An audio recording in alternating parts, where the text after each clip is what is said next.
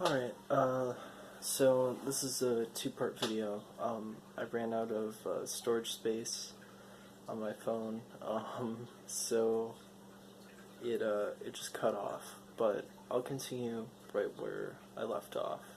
This is my message to myself at 15 when I was in the middle of a relationship with a girl named Emily.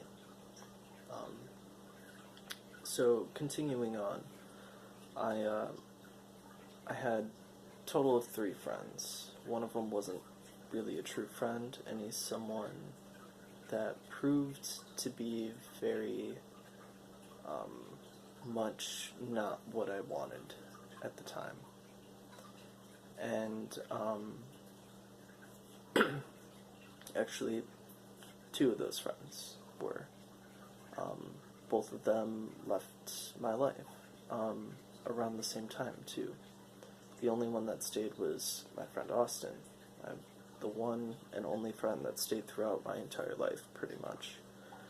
Starting from 1st grade, when I asked to be his friend in art class. I was like, hey, you're cool, let's be friends. And he's like, yeah, sure, sit next to me. And he was with his friend Ian, and we all sat on, like, in a table together, and it was the cutest little thing, like, us little boys, like, being all innocent, and I'm like, I want to be your friend. And it led to the longest friendship I've ever had, and one of the most meaningful, well, the most meaningful friendship I've ever had. So, if he's watching, hi. But I don't think he watches my videos anymore. He used to, but if you are, cool, hey. But he's definitely my best friend. He's been there throughout everything, so, yeah. Back to this message to myself. Yeah, you keep Austin. He's gonna be there. He's gonna disappear for a bit because you disappear for a while, and you lose contact with him, basically, out of your own demise, but, and your own demise starts here, when you're 15, the beginning of your demise, but also the beginning of your growth into a man starts here too. Your maturity begins to start to develop at this point. But you gain him back. I mean, you never lost him, but you didn't quite, you weren't as close in the future. And then a turn of events happen, and you're really good friends again. So that's a plus. Just know that. But, yeah, so you only have 3 friends in the beginning of your year as 15. It's ridiculous. You should have more. At 15, a lot of people have friend groups of up to 10 people or more. And you have 3 friends that don't communicate with each other. 2 of them kind of do, this kid named David and Austin. But around this time, they kind of lose contact and stop talking. Like, forever. I don't know if it's the next year, or if it was the previous year, or if it's that year. I don't really remember, but at some point, David proves himself to be an ass, and he proves that to you sometime this year too.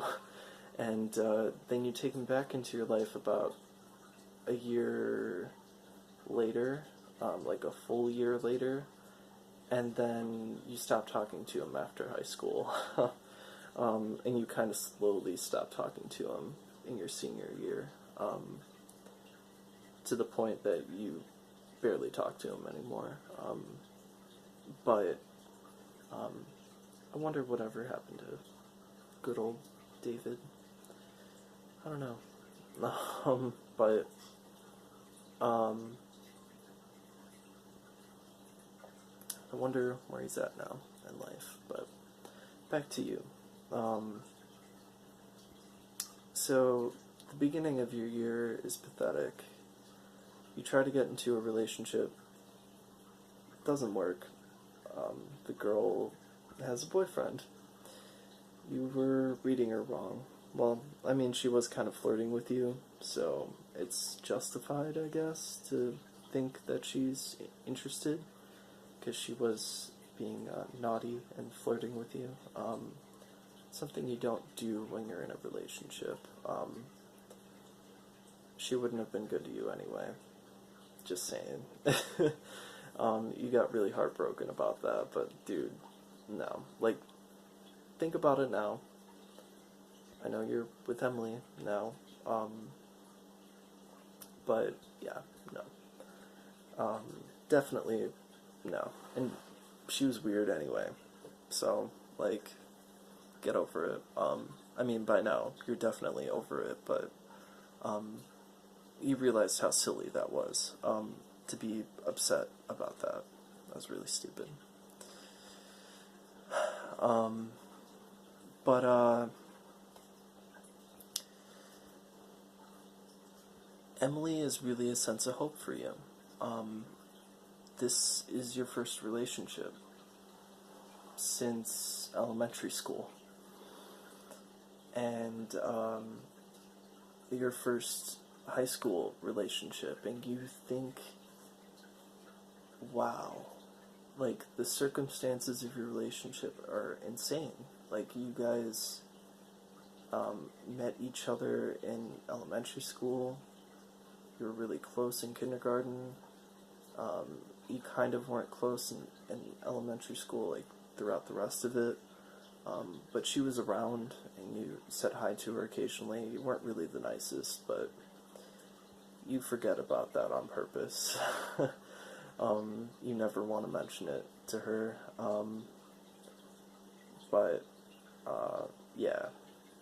And you meet her again in chemistry class, and you think, oh my god, like, what are the chances? And you go on a date with her, and it's really magical and great, and you start feeling these strong emotional attachments towards her, and you begin to really like her family, and you start, like, idolizing this girl, and you don't really realize, like, what's going through your head right now, but you're not really thinking straight. You're not really... Your emotions right now are very malleable.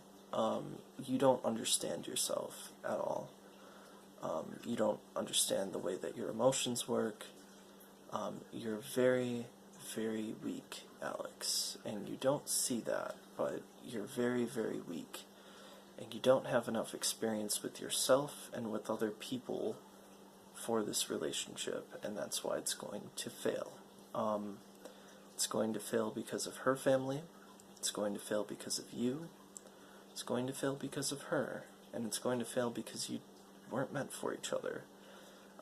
As harsh as that is, it's a shame that it comes to failure, but you're going to take it very hard. It's not the hardest breakup that you deal with, but it's the hardest comeback that you have. It is literally the start of your spiral. The breakup is what causes everything to occur afterwards. Maybe it was inevitable. Maybe it was. maybe you would have went down the same path anyway, had you never broken up with her, or broken up with her years later, or maybe if you never met her, you would have spiraled in a very similar way. But she was the start of the beginning of you becoming who you are today, and also the beginning of your downfall. When you meet this girl, you begin to have a social life. You start gaining her friends. You start connecting with multiple different people because you have a sense of confidence. And you start actually talking to strangers and connecting with them. And at first it's very minimal, but you literally within, I want to say almost weeks, you start gaining friends, and you start asking that one friend in school to connect you with other friends, and you start sitting at a lunch table all of a sudden and not by yourself, and you start connecting with those people, and you gain a friend there named Dan, and you start, like I said, talking to her friends, and you start actually building a social life, which is crazy. Like, that's not, you didn't think that would ever happen before you met her, and she showed you that it's possible. And you'll learn this. Relationships show you different sides of yourself. Because you are very close to somebody for very long periods of time, and they point out different things to you that they notice. And they also expose you to different things that you hadn't been exposed to before. Maybe it's music, maybe it's always music, because you're into music. So you mention it, and then they always share music with you.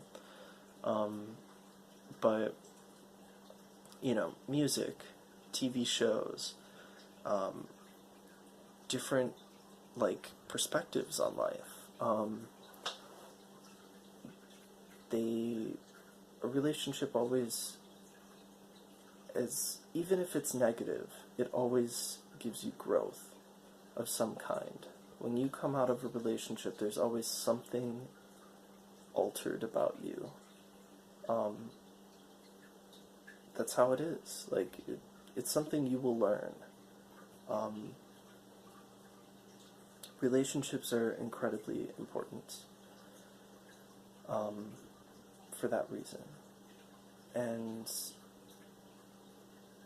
you'll see why it's important later in your life. Right now, you're not serious.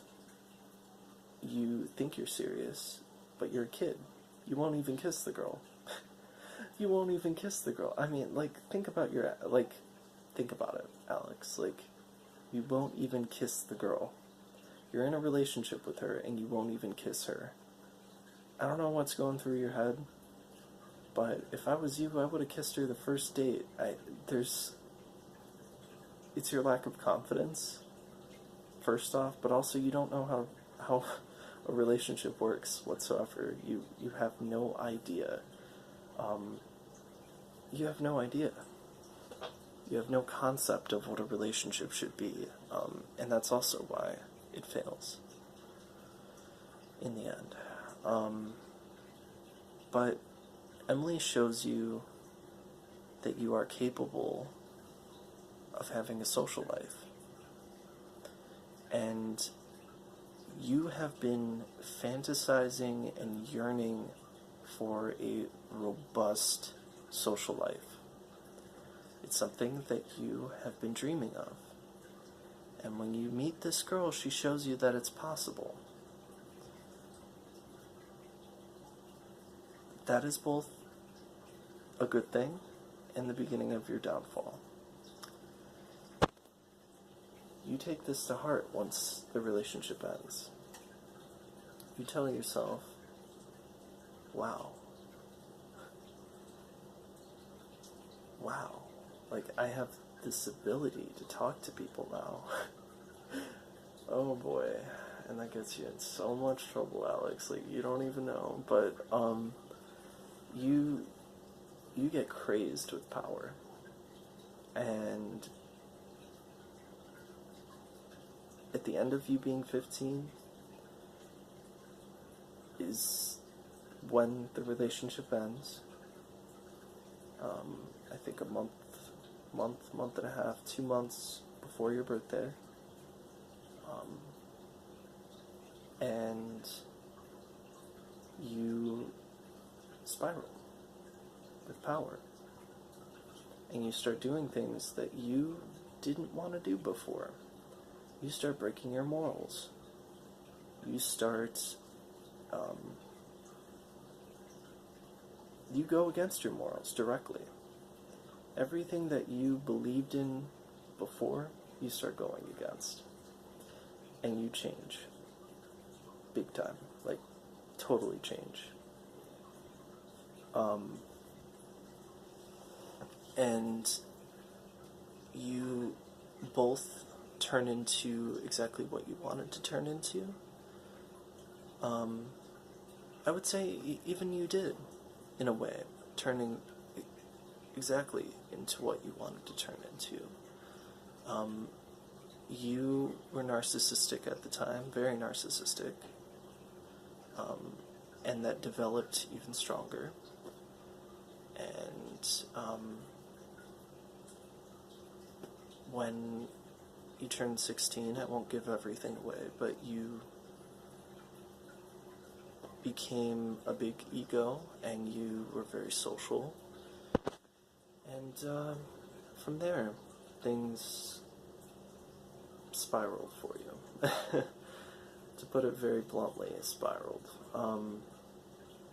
Yeah, you kind of gained a social life a little bit, but like, you turned into somewhat of a monster, and you bounce back from it, and you think the world's all dandy, and then you spiral again, really hard, and then you don't think you can come back after you spiral the second time. And I can tell you, I have lived through all that, and you do bounce back, and you actually bounce back way better than ever before. That's where I'm at now. And I'm not saying that bad things can happen, but I'm more prepared after dealing with 2 spirals into becoming 2 horrible people, very different people, but both just as negative. Actually, the second one was far more negative than the first one. I can deal with the first one. The first one's just a bastard. He's very, very narcissistic. But the second one is a very lost individual and very depressed and doesn't take care of himself. But the thing is, you have to realize that you can't actually do everything you want to accomplish, and that you do everything you want to accomplish, but you have to go through different phases to see different sides of yourself and to understand exactly what you want, because you don't know what you want right now at all. You don't know what a relationship is, really, what you want from a relationship. You don't know really your sexuality at all. You're very confused at the moment on that. And, I mean, yeah, you're really confused. You really don't know what you want. And your hobbies aren't defined. You have a very definite picture of your future, but it's all wrong. And it's not what you end up becoming whatsoever. You actually become pretty much the opposite of what you thought you would become. Actually, a direct contradiction to what you wanted to become. you become exactly what you didn't, what you were against. Everything you were against, you became in your future. It's harsh, but it's the truth. And there's going to be glimmers of hope. Your next year is going to be really fun. You're not going to see it as dark at the time, but towards the ending of it, you'll start to realize, like, wow,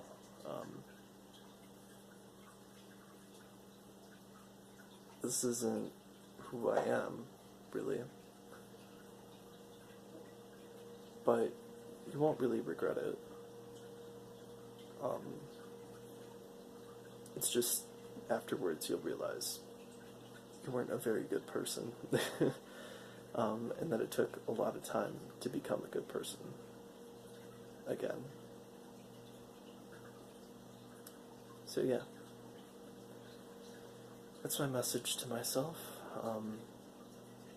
Very deep, very reflective, very long, but I think it was good. So hopefully it was entertaining or interesting. I don't know. I don't know. But see y'all later. Stay safe. Love you. Peace.